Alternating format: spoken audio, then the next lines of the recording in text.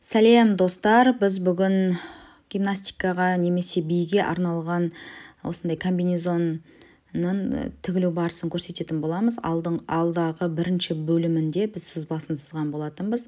Бүгін енді тігілу барысын көрсетеміз. Міне бәрі келіп тұр, меркі жасап жатырмын, примерка, иығы бәрі келіп тұр. Міне қалған артық жері шовқа кетеді қайырлап. Менде бұл міне арты, бұл билейтін бір топ қызға тігіп жатырмын. Сіздер енді жаңағы мындай жанына әсемдеп неше түрлі тастар нелер жабыстыратын боламыз алдағы уақытта. Міне осылай иығы артық болса, артығын осылай белгілеп аласыздар да, шовқа орын қалдырып, артығын қиып тастайсыздар. Артық жердің барлығы примерка жасағанда көрінетін болады. Міне бәрін қайттан сөгіп алдық. Мынау мойны ішінен екі жағынан айверлоктап аламыз. Екі бүктеп қолданатын боламыз. Бетпе-бет алды мен артын бір-біріне жатқызып, екі жанын, иықтарын қосып айверлоктайтын боламыз. Мына шортигін дайындап қойдым. Міне тоже айверлоктап алдым. Мына жанындағы бізде мына жанындағы матаны сіздер тікпейсіздер ғой, енді оның орнына юбка қылсаңыздар да болады.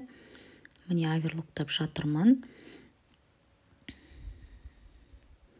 Бұл бифлекс матасы, галакси деп атайды. Өте созылмалы,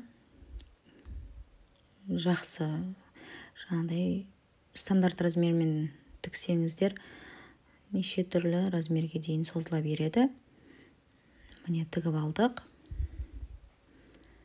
Енді мойнын орнатпас бұрын мына артын бірінші распашивалкамен тігіп алу керек.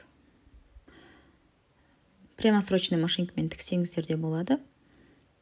Но распашивалка качественный болады. Себебі трикотаж ғой бұл. Тігіс осы трикотажын созылғанына қарай созылатын болады, распашивалкамен тіксеңіздер. Міне тігіп алдық, дайын болды. Ішінен осындай болып тұр, міне. Енді мойнын орнататын боламыз.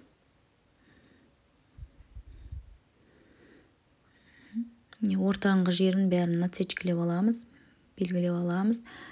Мойны кішкене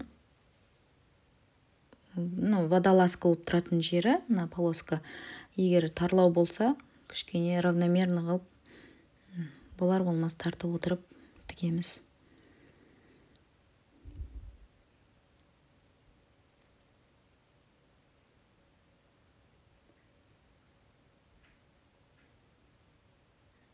Міне дайын болды. Ішінен осындай болып көрінеді. Енді ана жеріне крючокпен тататын боламыз ертең. Енді міне шортигі. Енді шортигін орнататын боламыз бір-біріне. Осылай жатқызып, төрт жағынан инемен қадап аламыз, бірдей қылып. Сосын айналдыра айверлокпен айналдырып шығамыз.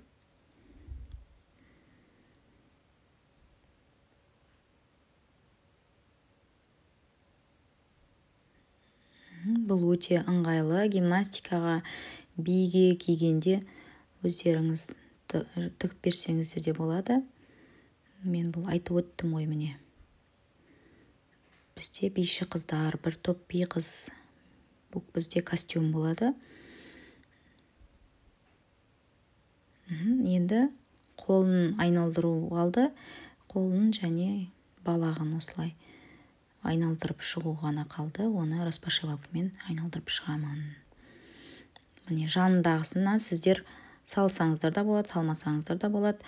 Оның орнына юбка қылып жіберсеңіз де болады. Юбка болса вообще күшті болады. Міне бәрін распашивалкалеп дайындадым. Мынау бізде маркер, ол суға кетіп қалады. Ертең өтектесек кетіп қалады маркер. Міне бәрі дайын болды. Пайдалы болса, лайк басып, комментарий жазып, каналға тіркелуді ұмытпаймыз. Міне арты осылай болды. Өте ыңғайлы. Бірінші бөлімінде біз сызбасын салған болатынбыз. Мынау енді бүгін тігілу барысы екінші бөлім. Бұл әлі біткен жоқ, бұл костюм. Алдына әшекейлері бар салатын.